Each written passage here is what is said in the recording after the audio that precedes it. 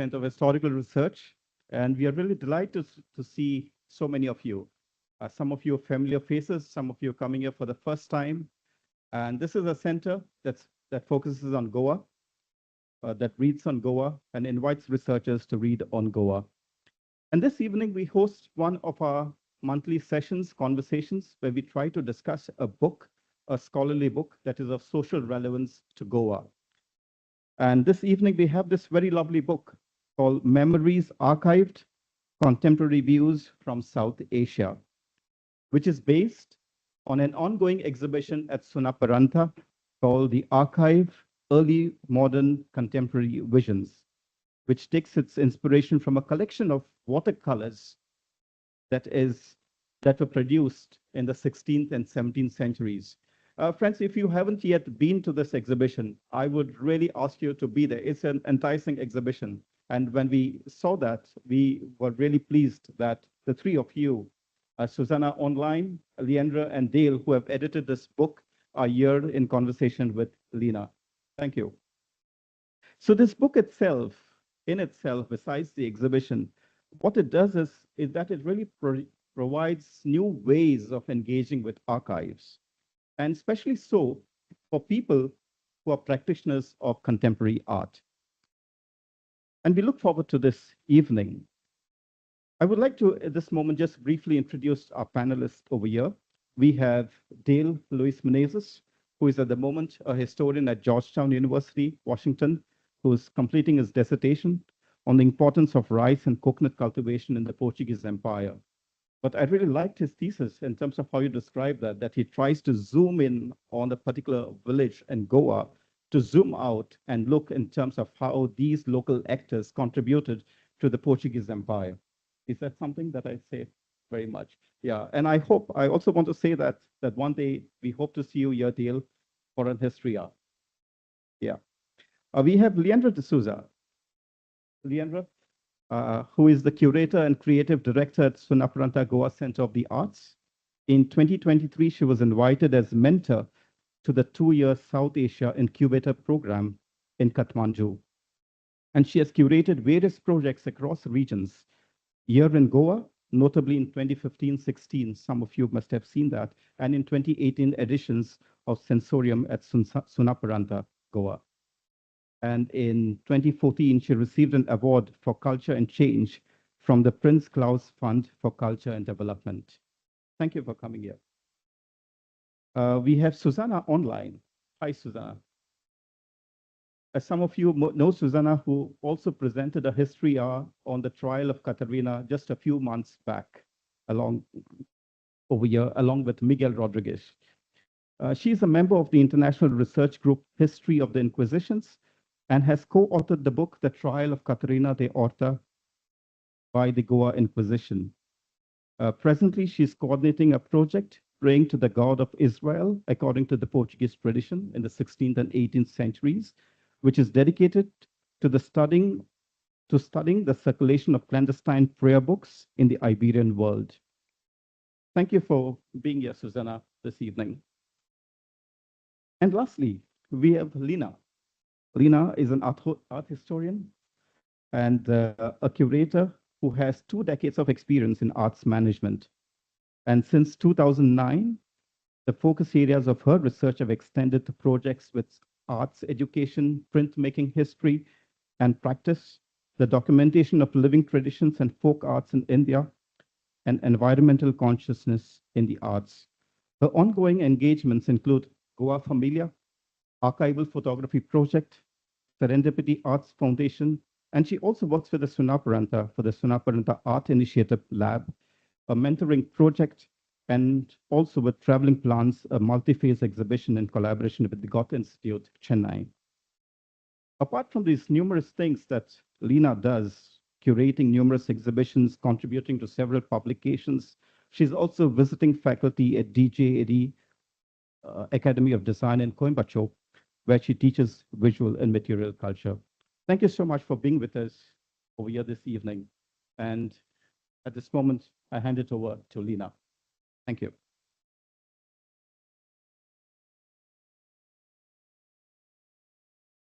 Thank you so much. And a very good evening to everyone once more.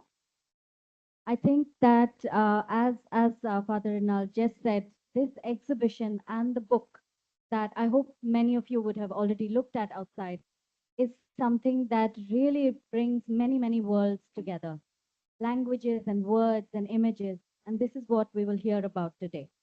I think without any more ado, I will hand over to Dale to begin.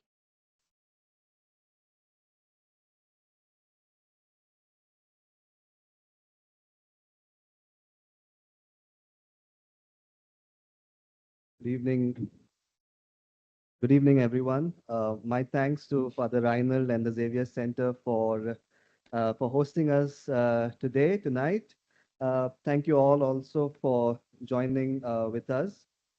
It is a privilege to present to you Memories Archived Contemporary Views from South Asia, a book that encapsulates the spirit of an extraordinary journey. A journey that we as editors, contributors, artists, and curators undertook together over the past year. This book is more than just a collection of essays and interviews. It is a living, breathing archive, a conversation between the past and the present, and a testament to the collaborative spirit that made the exhibition Archive Early Modern Contemporary Visions possible. Our exploration began with a simple yet profound question. How do we engage with the archives? Traditionally, archives have been seen as static repository of history, often shrouded in dust and silence. But we wanted to challenge that notion. We envisioned the archive as a dynamic, performative space, one that could be as much about retrieval as it is about documentation, as much about creation as it is about preservation. Memories Archive brings together voices from diverse disciplines, historians, artists, curators, each offering their unique perspective on what it means to work with the archives in a contemporary context. From the evocative watercolors of the 16th and 17th centuries in the Codex Casanatense, for instance, to the intricate narratives woven by contemporary artists, the book explores how archival material can be reinterpreted, reimagined, and reinvigorated. My essay, and forgive me for the promotion, self promotion, called The Archive, the Ground We Stand On, recounts my experience of confronting the dusty, fever inducing chaos of the Goa State Archives. But this essay goes beyond personal anecdote or dust inducing fevers. It delves into the theoretical and practical challenges of working with archives today, especially in a post colonial context where the act of archiving is in itself a form of resistance, a way to recover lost voices and forgotten histories.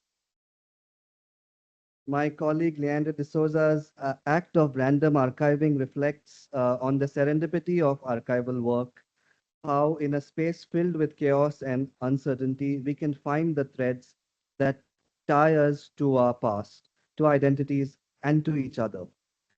It's a critical reminder that the archive is not just about the past, it's also how we choose to remember and what we decide to forget.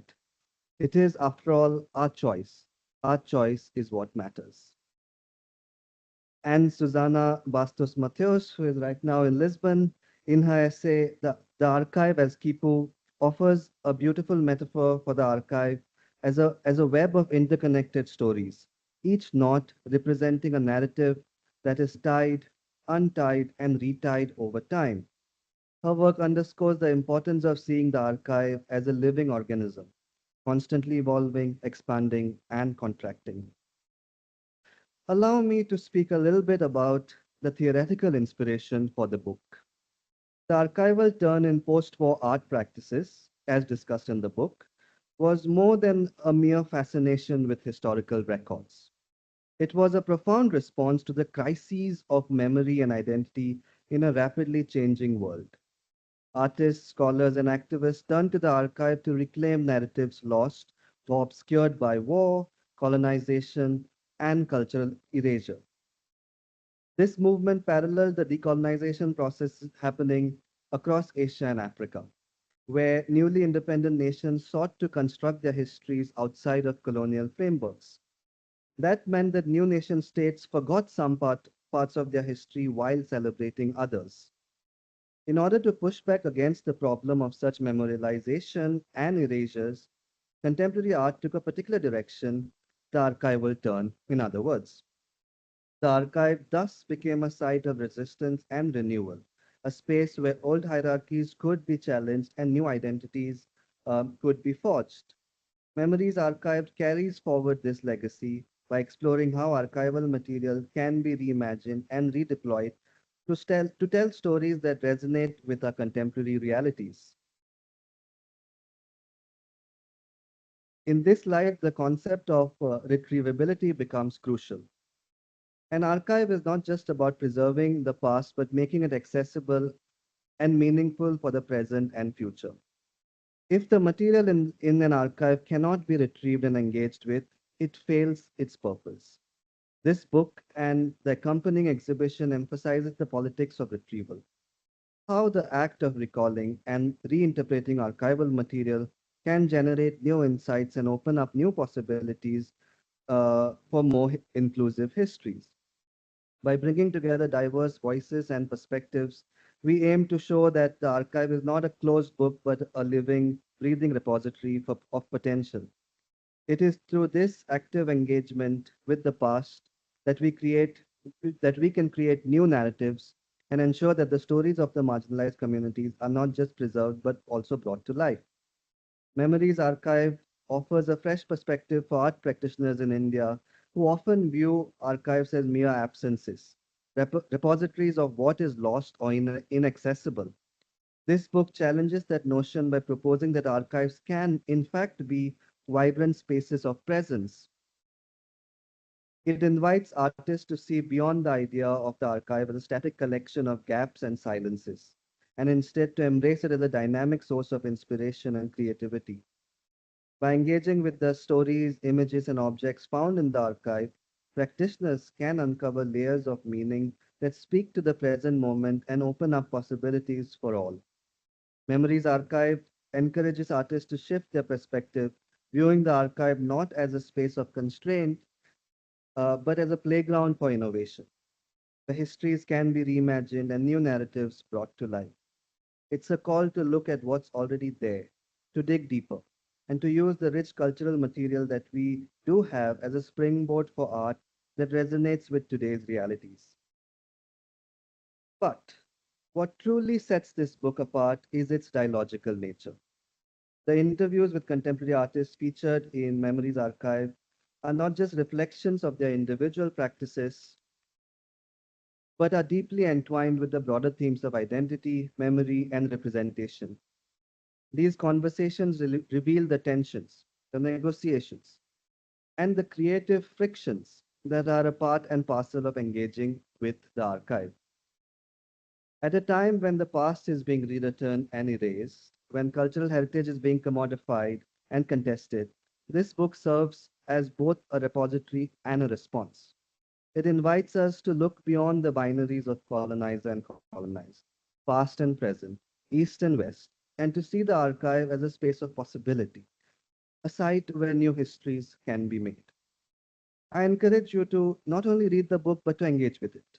Let it provoke you, inspire you, and challenge your perceptions of what the archive can be.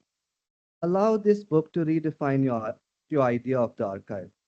Whether you are a scholar, an artist, a curator, or simply someone who is curious about the ways we remember, Memories Archived has something to offer you. Thank you all for being here, and I hope you enjoy reading the book as much as we enjoyed making it. Thank you.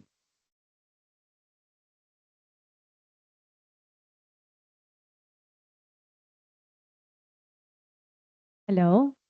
Thank you all for being here. Thank you, Father Renaud and Lina and Dale for coming all the way, and Susana for putting up with us all the way from Lisbon. I thought I'd begin by introducing a little bit what we do at Sunaparanta and what was the impulse for the archive project. For those of you who know us, people and relationships are really at the core of our curatorial model and the core of what we do. The way we try to build community is in a very organic and fluid manner where different voices can come together and be heard and seen, and different ways of knowing can be shared. So when we started working on the archive project, when Dale suggested that we engage with these manuscripts collectively as a group, it sort of made sense because it felt like it was a continuation of what we have already been doing. And so with the idea to work collaboratively together as a group, we started having organizing these monthly interactions where we would gather together and discuss various readings or various prompts. And as we were inquiring into these archives, we felt that it was necessary that one of us would be nominated as the archivist. So this is when Susana assumes the role of archivist and she starts to observe what is the trajectory and what is the transformation of this group and project over 12 months. Um, but um, this collective methods, and I'll discuss it a little bit more in the conversation with Lina, was actually quite difficult and it proved quite challenging because it took some time to engage and connect with these manuscripts. But in any case, what just very quickly to sum up what Dale, Susana, and myself were trying to interrogate was to understand how are the artists integrating the archives in their work and what are the threads that they are pulling in from these resources and how are they negotiating the ambiguities and absences in the archives. And I think at somewhere along the line, all of us were asking ourselves, what is our residues and what are the archives that we are leaving behind? And I wanted to just quickly go through what the artists have presented in the show before I hand over to Susana. Um, these were some of the projects that were realized as uh, part of the exhibition. Asavari Gurav, she brings to life these ghostly women, women who were dancers, women on horseback with bows and arrows, women who left their imprints on sati stones. Keg de Souza, for Keg, she believes that plants are the gatekeepers of history. And as a primary motive, she uses these stained glass windows on which we see painted different kinds of plants. And these are plants that travel to Goa. And Keg's, I mean, her approach was how do we bring back this knowledge that traveled out of the place, out of its source. Onkar Kshirsagar, he researches the story of the cochineal dye, which was this scarlet red pigment that was very coveted amongst the royals in the 17th century. And this dye was apparently distributed to the leading textile hubs across the Atlantic and also to Goa.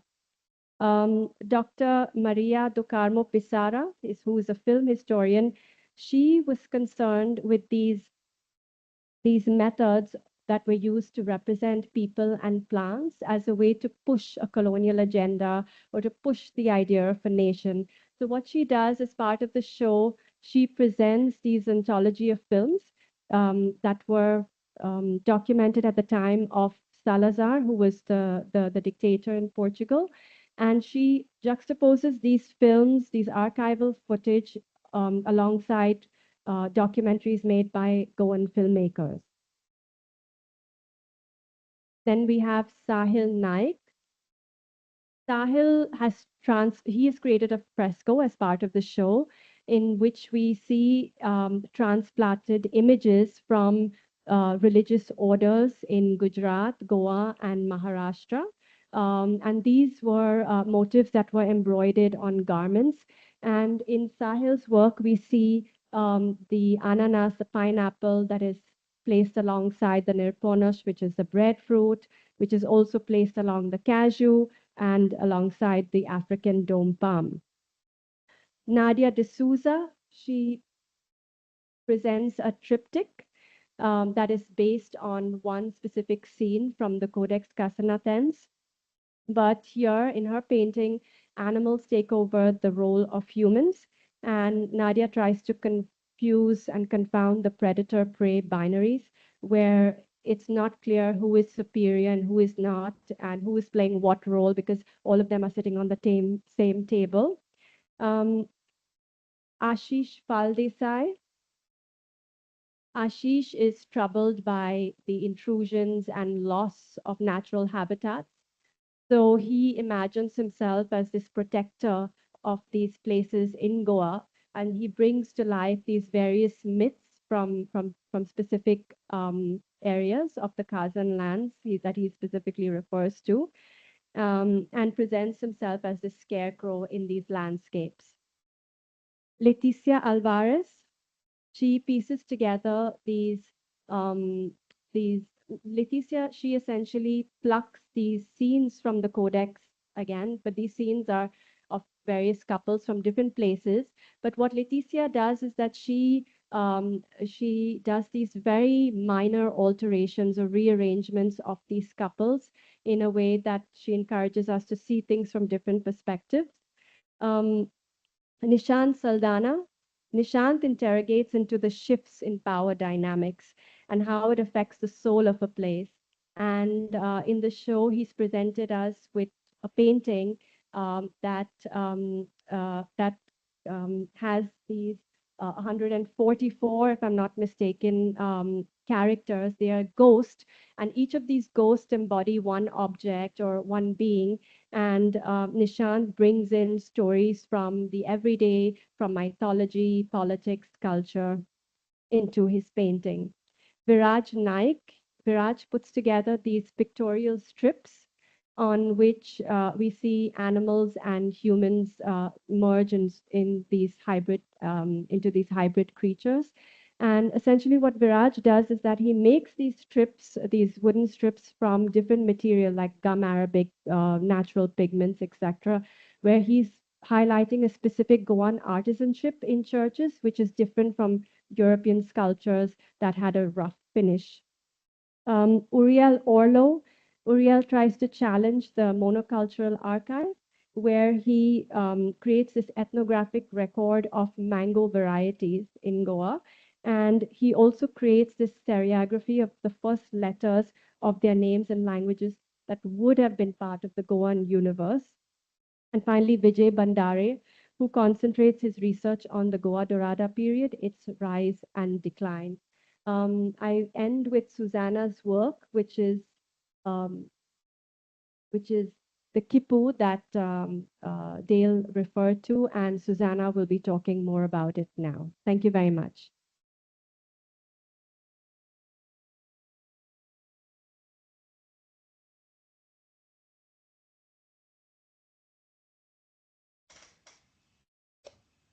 Thank you so much. I think I can start now. Thank you all for being here today with us. Unfortunately, I could not be there in person. It's a shame. I would love to, but technology gives us this possibility to become more closer despite of distances. And I would like to briefly address my proposal and the idea of this representation of ArQhive that we put on together, and I think about it from the very beginning of our meetings. And I will be brief because I think then we can start our conversation with Lina and also with the audience. But to say that to me it was a very big challenge to perform, because I understood it also as a performance, because how can an historian become an archivist in an art exhibition? So if you think about it, there were a lot of layers in this starting point. And as Leandré was saying, I try to observe the dynamics that we build up together since the beginning, since the challenge and the lectures and the readings that Dale suggests us from the very first meetings. And I try to pay attention to the questions that each one of us put on the table, the doubts and the frustrations. So to me, the question was, how do we create an archive of this process? How do we create a representation of this process that we, during a year and more than a year, we put up together? And in a way, I think my answer right now in two different ways. So we gave two different responses. I will put in one end the book and the exhibition, is to say you have the book that is like a snapshot of one moment in time where all of us enter this dialogical reality that they talked previously, and we froze it in this picture of what each of us thought about the archive, how do we use it, etc. We produced essays and interviews together. Then we have also the exhibition, of course, that you can, unfortunately, I cannot see it right now again, but you can see it. And I think if you engage in this process of reading the book or browse to the interviews and then go to the exhibition, you can, as Dale was also suggesting, interact with it and provoke it in a way and let yourself be provoked by it. So this part is one of the answers we gave to this question of how can we create an archive about this process. And then we try to make another answer, give another answer, that is to create this representation of this metaphor of our own archive. And I would like to talk briefly about it, and maybe then we can also go deeper if you think it's an important question to return to. And I will say that to me, when I understood the diversity of opinions, of life experiences, of points of view, and also of geography of the artists and historians and people present in this team, and also the diversity of the materials, because these watercolors came from different contexts and in a sort of way interconnected Asia and Europe. I thought of the image of threads. To me, this is a very powerful image, because a thread has different threads, small threads in itself. Also, you can go along a thread, you can cut it, you can make knots, you can change it in so many ways. You can dye it, etc., etc. And so to me, I thought of each of us as a small thread. And then each of us, each of these threads, each of our narratives can contain so many information that sometimes even we don't understand the kind of information we contain in ourselves. And we have these content nodes, these nodes that are full of informations, memories, experiences, etc. Then, and also I think this reflects our own experience during our year together.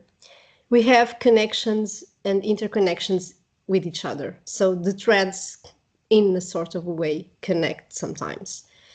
But these connections sometimes are frictions, are not real embraces, but more conflictuous, also tension. And you have the threads and the knots have some tension in it. So when we encounter ourselves with different points of view, with different images, we also have this kind of conflictual situation. And then to me, and I think this, and I put it on the, also in the title of my proposal of my piece, because I call it Between Knots and Loose Ends. To me, the image of a loose end was very important also in our process, in the process of construction of this exhibition, also in the construction of the book, because what you can read on the book is a part of the all amount of information we had in the interviews, in our own essays, etc. Loose ends to me, maybe reflecting now in almost in October, is maybe one of the key points of my proposal of the archive. And why? Because loose ends gave us the possibility of a dead end, the failure, engaging failure. Failure in a sense of sometimes we cannot construct what we were supposed or we intended to do. Maybe we go to another end, not that one. Also frustration, because some of us had a lot of frustration also engaging historical documentation, also engaging the idea of archives, the difficulties sometimes of enter such an organized institution as an archive is, if we think of administrative archives. But also contains possibilities. Possibilities that maybe we cannot work on today, but we can return to it in the future, or maybe gave space to others to return to it and transform it. So when I presented the Kipu at the exhibition, and I invite you all to go there and make your own notes, or if you want to be more polemical, I don't know, to disentangle some of the knots that are there, because and also the idea, I think, of this exhibition and also the results that the artists went through is engage the archive that most of us think as a very crystallized reality, a very organized reality, and disarrange this archive in a certain way. And this disarrangement is not only deconstruct, but try to enter the archive with a new set of tools, a toolkit, a different toolkit that we did in the past, in order to extract from the archive other narratives, other voices, and to me the concept of voice is also very important. So to give sound to these silence voices or unknown voices that we can find on the archive. So I think the big idea of this kipu that I brought on to our table, and I was very happy and very pleased because I think all of my colleagues adhere to this idea of the kipu. So it was, I think it worked for us all, is this work in progress, this possibility of creating new. And the idea that this exhibition is not, it's maybe sometimes a loose end, but not a dead end, and maybe at the beginning of something new and something different. And I will stick to this. And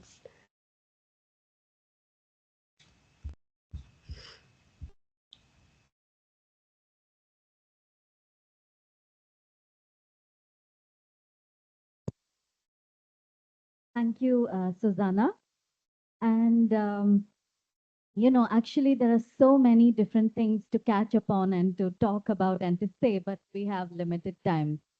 Some of the things that I myself felt in actually visiting the exhibition first, out of maybe a position of privilege, because I did know some of the artists and I understood these processes that were going on in the background, was the immense layering, as Susana mentioned, a complex layering of voices, of time and place and space, of histories, but also of identities and other things that became very personal lenses that the artists brought into the picture.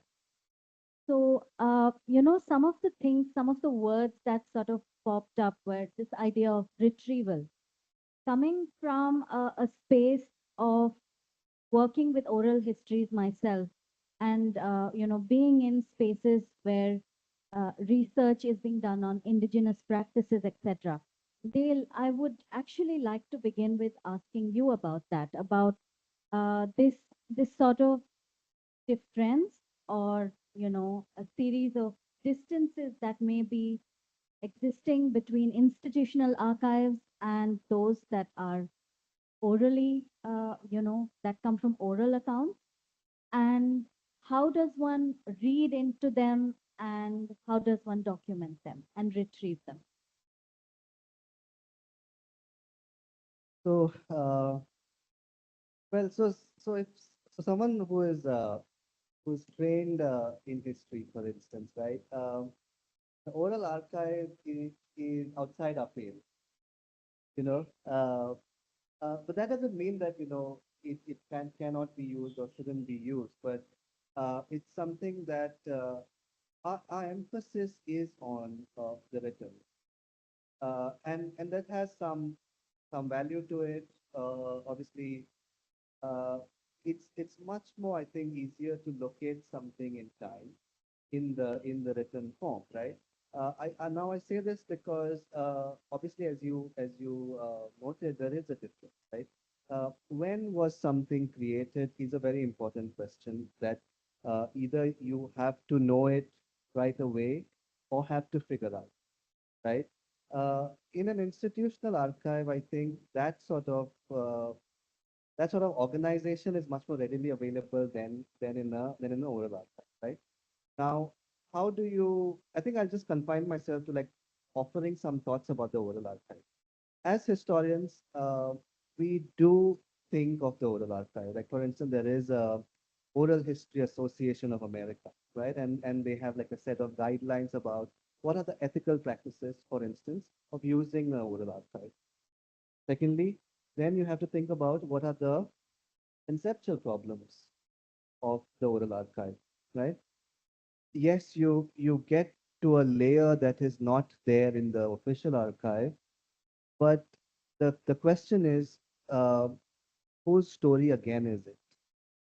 Is it a story of the past, or is it a story of the present? That is to say, I think the chief distinction between the institutional archive and the oral archive is that the oral archive is a creation of the present.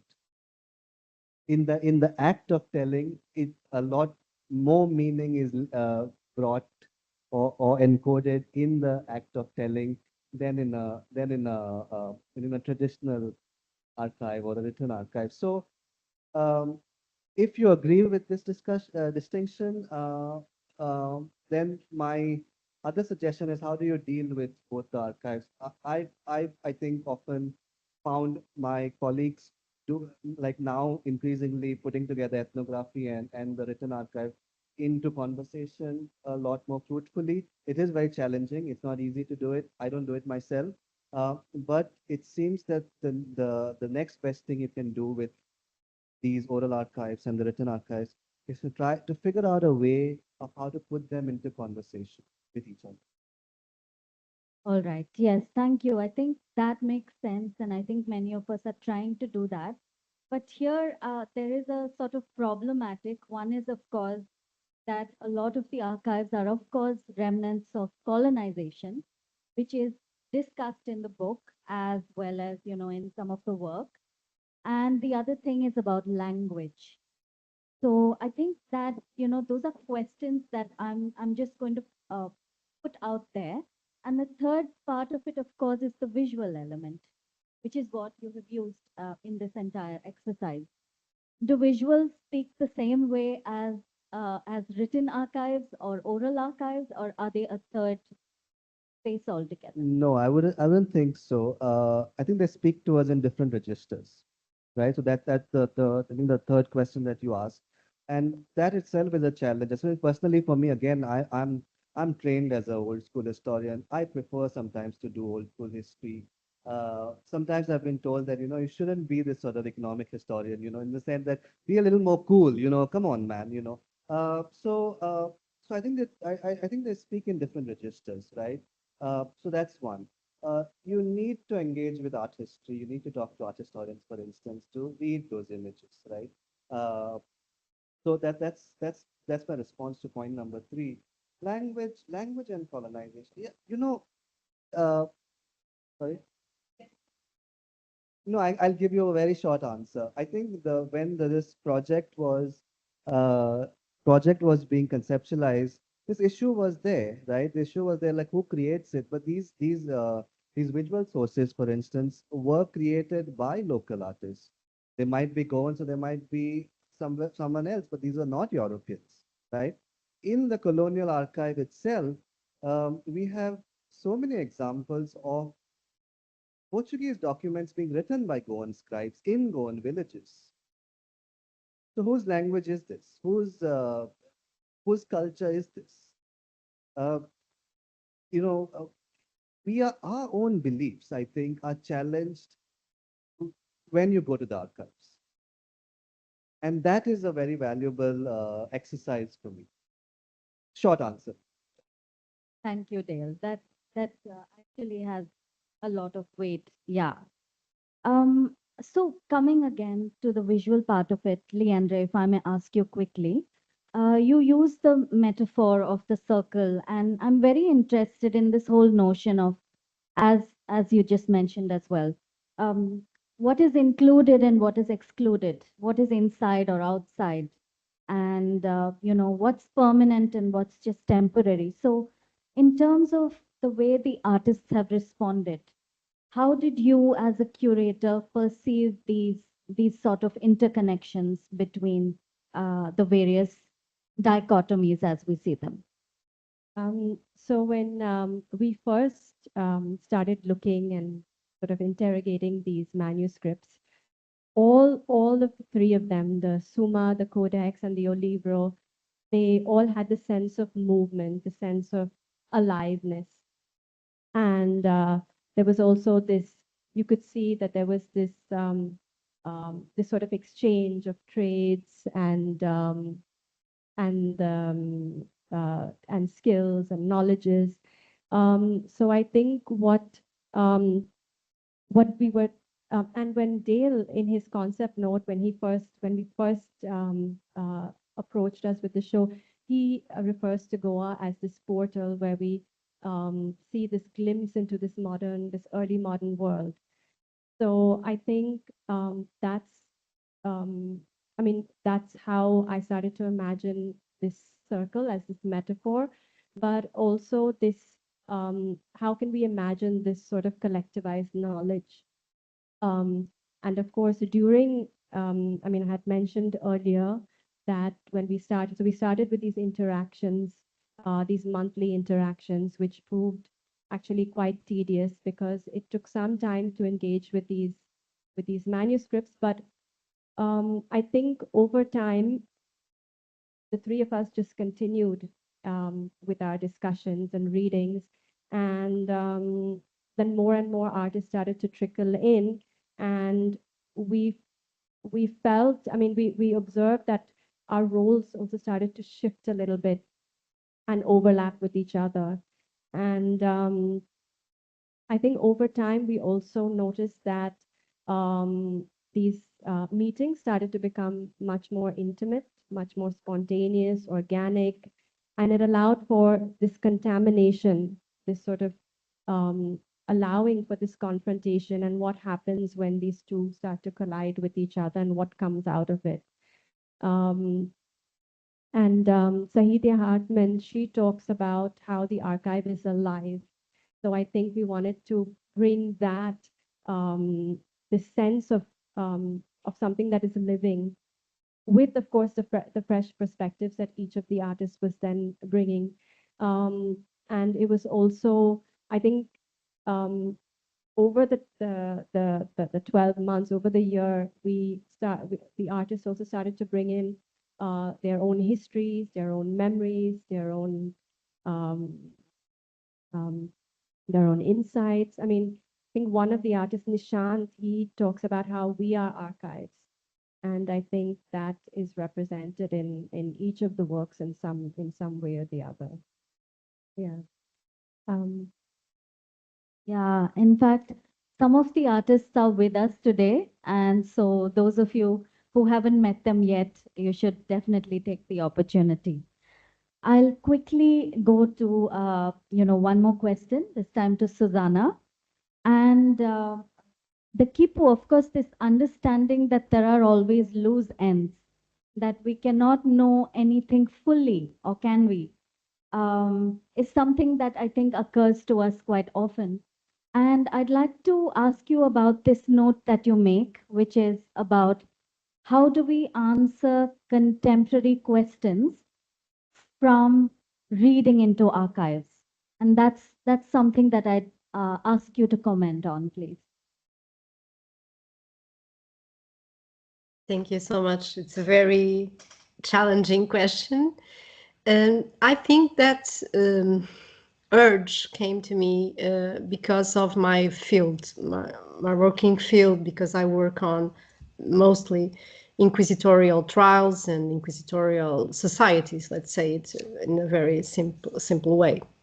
So many times people ask me, how can we, because studying such a repressive institution, such a, judicial context, etc., how can we retrieve something for our own present? And I will say, I have loose end answers, maybe. I don't have a very convincing answer, I might say. But doing this research during this year, and also being 1.5 months there, and talking with the artists and with Dale, Leandré, and other colleagues that were around, and also presenting the book on the trial of a Goan Inquisition trial, I will say that to me it was important to recuperate the individual. Is to say, I think when we go to such an archive as the Inquisitorial Archive, that is, as an institution, a judicial institution, very so the written words, all the organization was made by the judges, not by the defendants.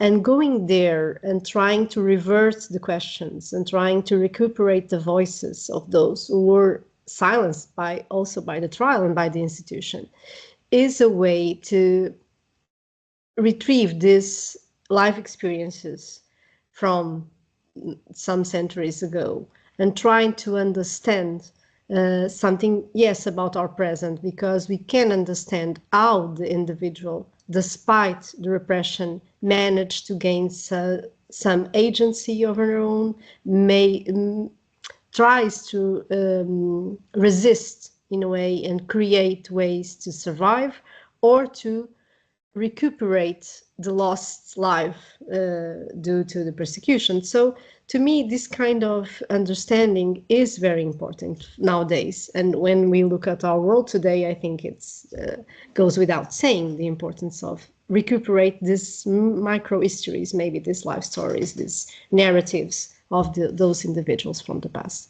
Very close to us, despite so many time has passed between us.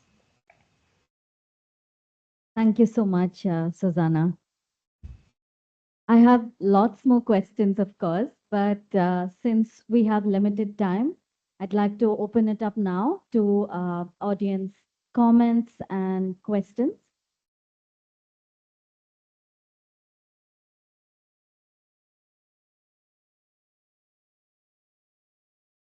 If the artists also would maybe like to share something.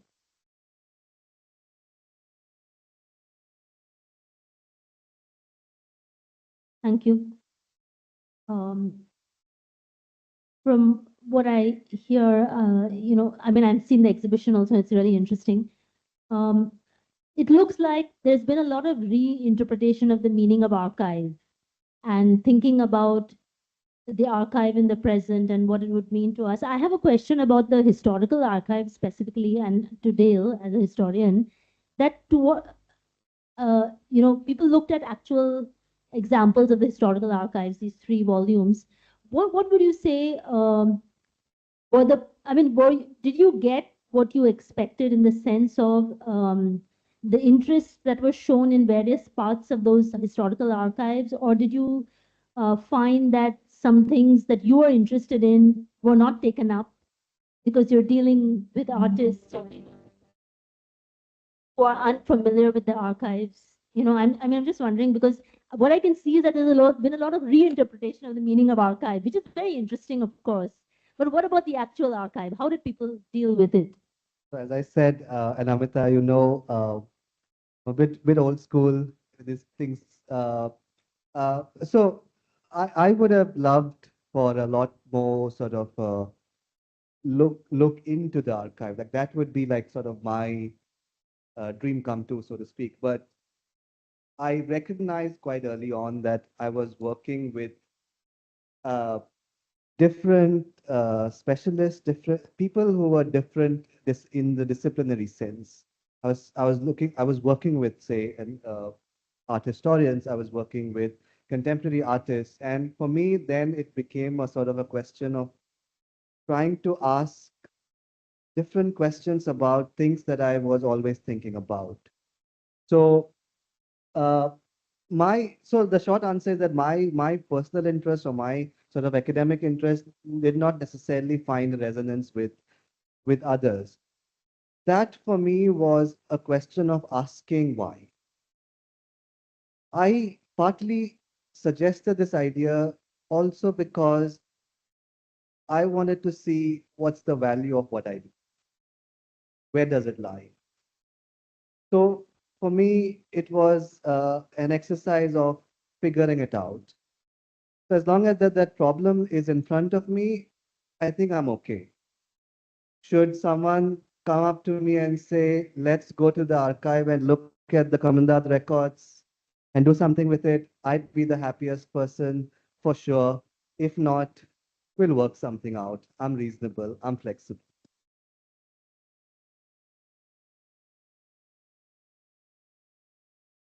Hello. I've been trying to figure out what you've been trying to tell us. Apparently, from what I got, is that you asked a group of artists to interact with archives. I don't know if they're in the libraries or the Goa historical archives or what exactly, I don't know. But fine, you did that and you produced an exhibition, or as far as I'm concerned, you produced this book. But there's something that someone told me somewhere, or I might have read somewhere, that a committee cannot write a book. Here you have a group of people trying to, if it was one person, I guess there would have been a message for all your readers.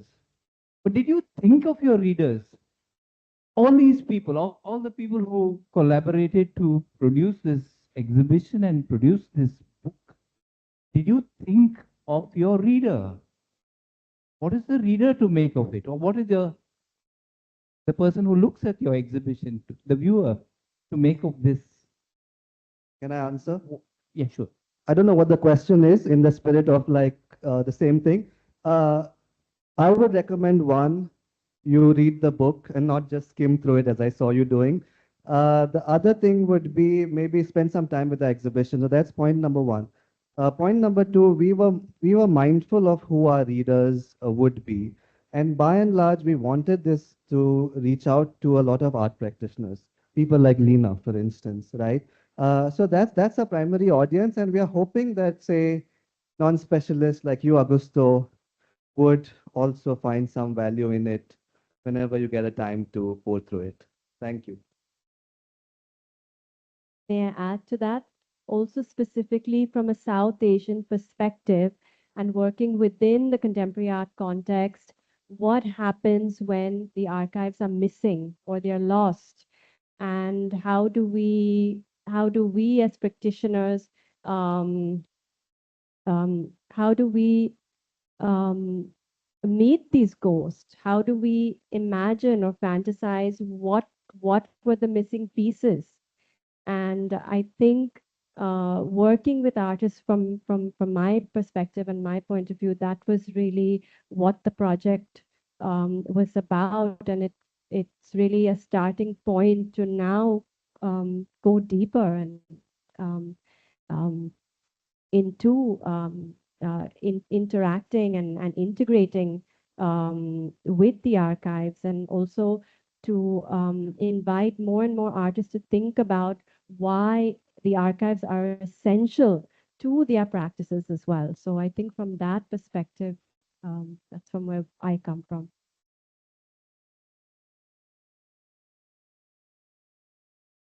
Susana, would you also like to respond? Yes, I would like to say that, well, yes, I think maybe if you read and go to the exhibition, you have a better idea of what we were trying to do, but also to say that, of course, we thought about the readers, but I think that the book, when it's published, is not our goal to direct. To give a direction to the reader. The reader can go through the book and try, have their own ideas of what the book is about, and also to disagree or agree, or also to think that this exercise, our laboratory, as I might say, that we were doing together, was not meaningless. I don't know, but that's the liberty of the reader, I would say. Thank you. Thank you. Are there any other questions or comments?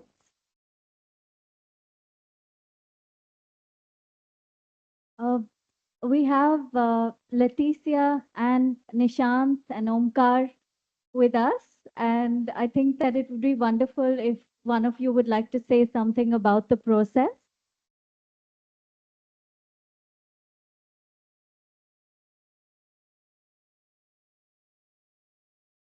Hello.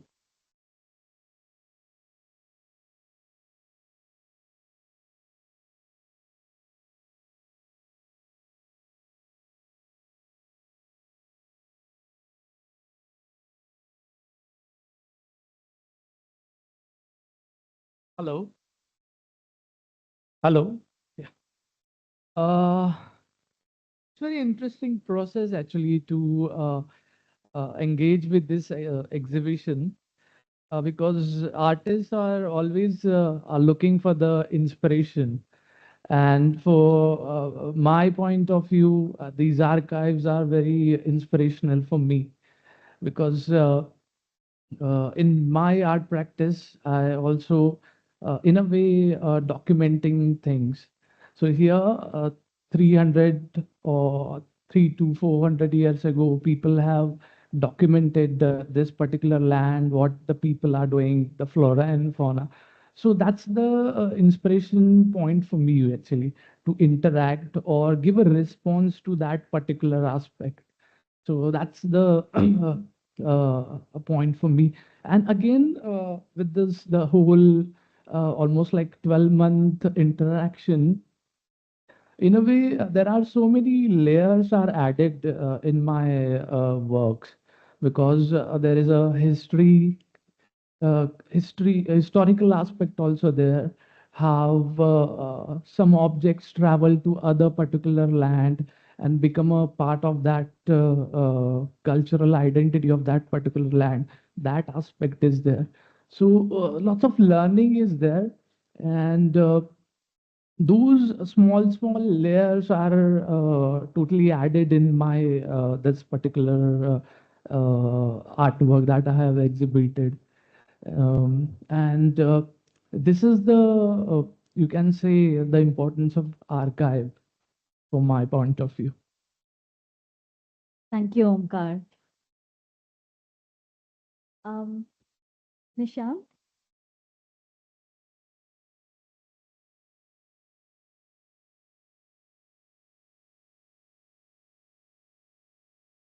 Hi.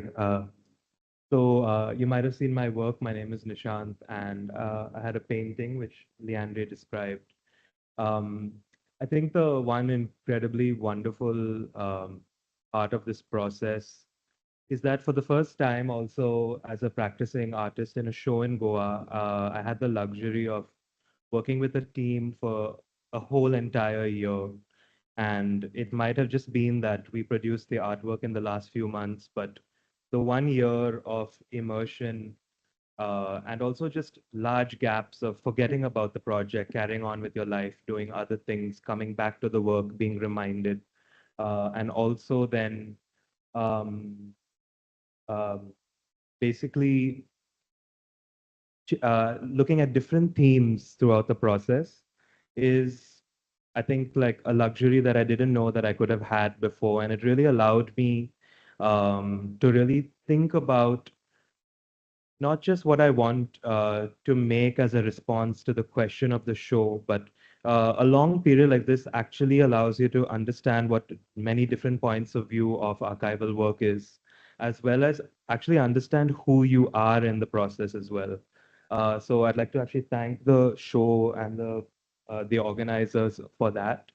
I think in this process, maybe a little bit to build on Amita's question about the closeness to the material or understanding. You know, when you get to spend a whole year again and also build on your own work, it's very impossible to remove like where you come from, your concerns about the world. I think that maybe and really, like, if an artist is making a work, I feel like to follow a direction ends up being like an illustration of an idea. But I think in the process, if you're kind of being critical and also sincere to your own responses about archives and producing a visual record, a visual thing, you're not really illustrating an idea or an example, but you're weirdly recording all of your own processes and responses. So for me, I started with a very rigid idea of the work.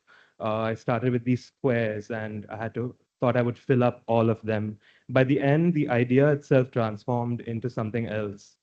And I think that's really the point of art. The point of art is not to um, be a description of an idea, but really just to be a framework for people to have ideas. So I hope that when artists, archivists, non-practitioners go to the show, I hope that like each work becomes a framework for their own thinking. And then, you know, you build thinking by looking at many works and comparing them as well. Um, but yeah, thanks a lot. Thank you, Nishant. So I think yes, we'll have to close the entire session. We'll have Leticia also maybe say a few words.